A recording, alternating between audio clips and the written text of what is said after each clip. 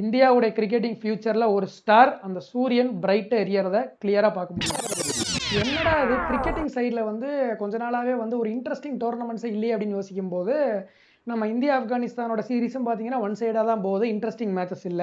ஆனா நம்ம India A team வந்து பார்த்தீங்கன்னா, ஒரு ட்ரை நேஷன் சீரிஸ் ஆடிட்டு இருக்காங்க. ஸ்ரீலங்கா அண்ட் ஆப்கானிஸ்தானோட. அதுல இன்னைக்கு இந்தியா வெர்சஸ் ஸ்ரீலங்கா ஏக்கு வந்து ஃபைனல்ஸ். இதே சீரிஸ்ல வந்து இவங்க 2 டீம் இதுக்கு முன்னாடி ஃபேஸ் பண்ண ஒரு மேட்ச்ல இந்தியா சூப்பர் ஓவர் வரைக்கும் போய் அந்த மேட்சை வந்து தோத்துருப்பாங்க. அதுல வந்துட்டு ஸ்ரீலங்கன் பிளேயர்ஸுக்கும் வைபவ் சூரியவன்ஷிக்கும் கிரவுண்ட்லயே ஒரு சின்ன தள்ளுமுள்ளு. இதை பத்தி சோஷியல் மீடியால ஏகப்பட்ட டிபேட். ஒரு சிலர் என்ன சொல்றாங்கன்னா, ஒரு சின்ன பையனுக்கு எதுக்கு இவ்வளவு ஆட்டிடியூட் அப்படின்னு பேசுறாங்க. இன்னொரு சிலர் வந்து இவ்வளோ பிளேயர்ஸ் சேர்ந்து ஒரு சின்ன பையனை போய் வந்து வம்பு இழுக்கிறது சரியா இருக்கும் அப்படின்னு பேசிட்டு இருந்தாங்க. ஆனா வைபவ் என்ன சொல்றான் அப்படின்னா, இது என் பிரச்சனை, நானே ஃபேஸ் பண்ணிக்கிறேன் அப்படின்ற மாதிரி பேட்டால பதில் சொல்றதுக்கு இன்னைக்கு ஃபைனல்ஸ்க்கு கிளம்பி வந்திருக்கான் அப்படின்னு நினைக்கிறேன். சூரியவன்ஷி ஒரு சூரியன் மாதிரி அந்த ஸ்ரீலங்கன் டீமை வந்து சுட்டரிச்சதை வந்து இன்னைக்கு பார்க்க முடிஞ்சுது.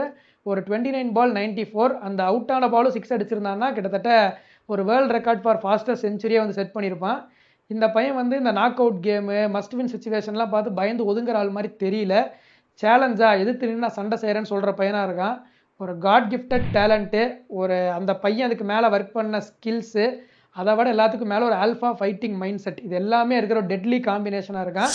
இந்தியாவுடைய கிரிக்கெட்டிங் ஃபியூச்சரில் ஒரு ஸ்டார் அந்த சூரியன் பிரைட்டாக எரியறத கிளியராக பார்க்க முடியுது.